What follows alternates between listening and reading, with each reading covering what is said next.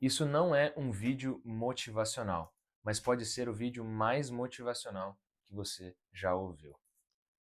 Bem-vindos à série O Evangelho de Romanos, a carta de Paulo aos Romanos, que fala da mensagem mais poderosa do universo, as boas novas de Jesus Cristo. Há muitos canais no YouTube hoje em dia que produzem vídeos motivacionais.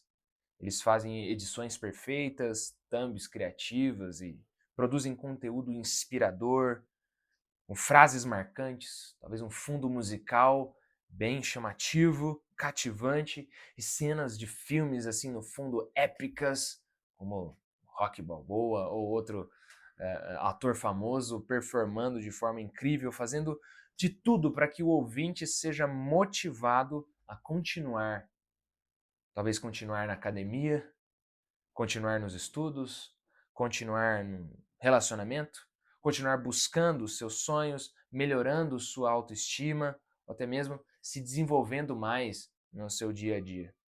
Eles te ajudam a abandonar a preguiça, a procrastinação, são vídeos que ajudam a mudar hábitos nocivos e trocá-los por hábitos saudáveis e a perseverar no alcance dos seus objetivos. Mas todo esse conteúdo motivacional contempla uma recompensa que é passageira, uma recompensa perecível. Se você ouve esses vídeos e assiste esses vídeos em busca do shape perfeito, basta sofrer um acidente ou envelhecer para começar a ficar enrugado, mais gordinho, mais flácido. Se é um emprego que você está procurando ou uma carreira de sucesso, basta ser mandado embora, acontecer uma crise no país ou atingir a idade da aposentadoria e a recompensa se vai. Se é uma conquista pessoal ou reconhecimento das pessoas, fazer algo marcante nesse mundo ou nessa vida, basta o tempo passar para todos se esquecerem do quanto nós suamos tanto para conquistar aquilo que conquistamos. Todos esses vídeos ou livros ou conteúdos motivacionais e de autoajuda, com o tempo, eles tornam-se descartáveis, porque eles se limitam a alvos transitórios, efêmeros, que passarão. Ainda que eles possam ajudar, eles não ajudam a trazer uma recompensa realmente duradoura. Existe, porém, uma recompensa muito maior, muito mais valiosa e muito mais duradoura: o céu, a morada com Deus. Então, da mesma maneira, há diversas mensagens motivacionais espalhadas pela Bíblia. E o objetivo delas é justamente nos fazer perseverar na busca pela recompensa eterna.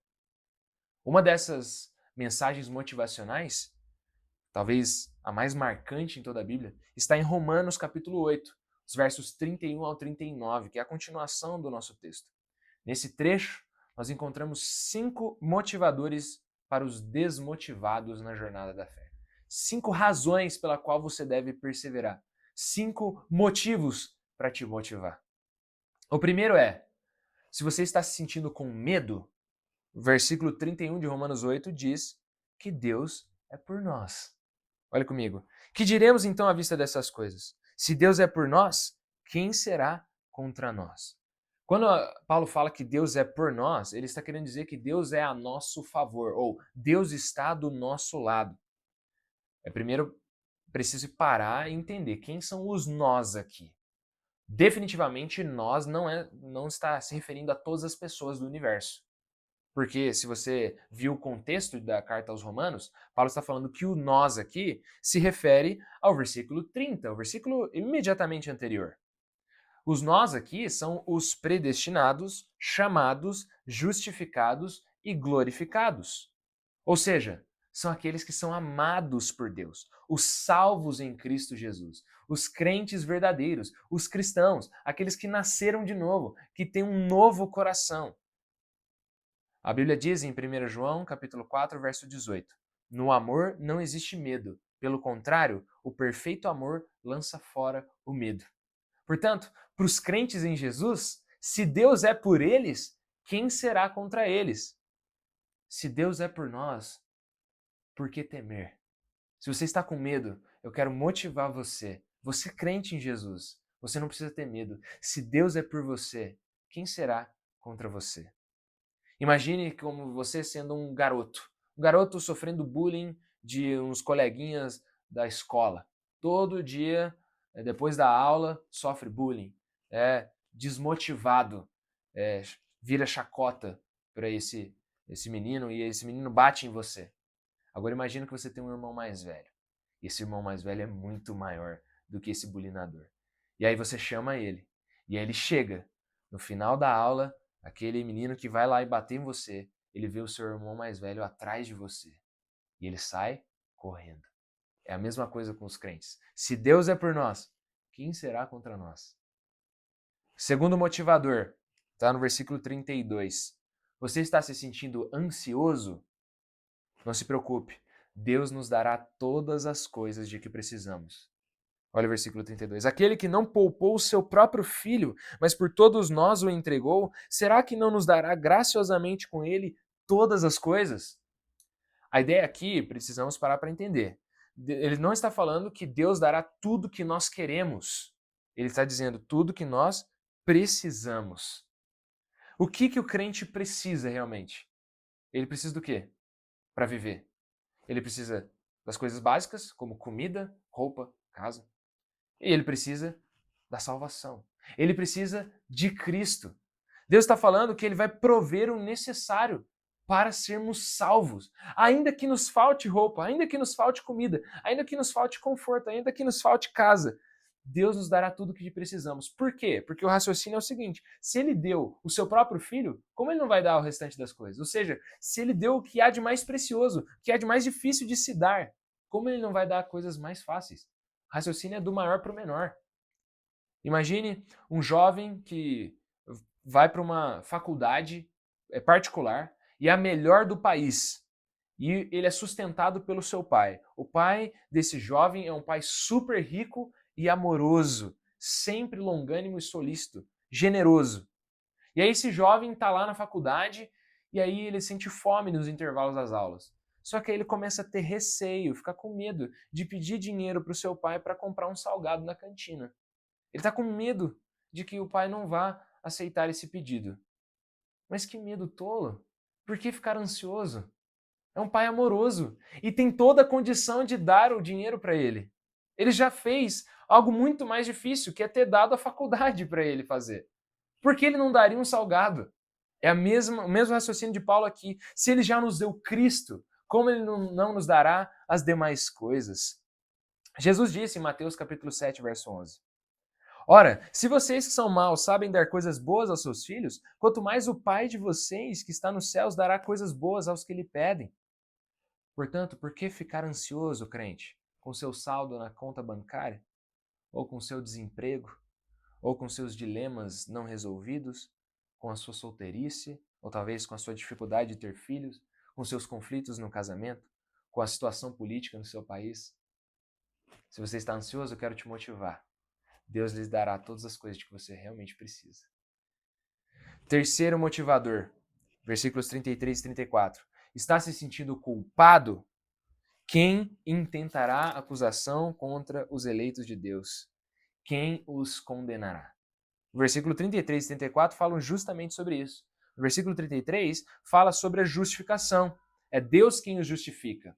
Se você se sente culpado, você está justificado, pois o crente em Cristo tem um substituto perfeito.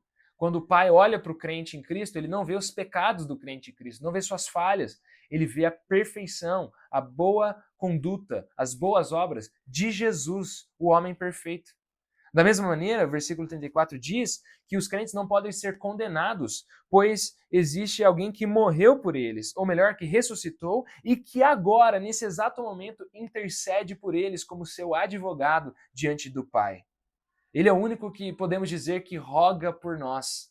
Não temos nenhum outro intercessor a não ser Jesus Cristo. E ele agora ora ao Pai por nós, pecadores e falhos, para que não sejamos descartados e condenados. Pelo contrário, somos amados em Cristo. Existe uma história que me tocou muito. O pastor da minha igreja contou que ele visitou um país na África e um pastor de lá contou a respeito de um jovem, um garoto de 10 anos que se converteu em uma das pregações de um missionário, e esse missionário evangelista pregou em João capítulo 5, verso 24, que diz assim: em verdade lhes digo, Quem ouve a minha palavra e crê naquele que me enviou tem a vida eterna. Não entra em juízo, mas passou da morte para a vida.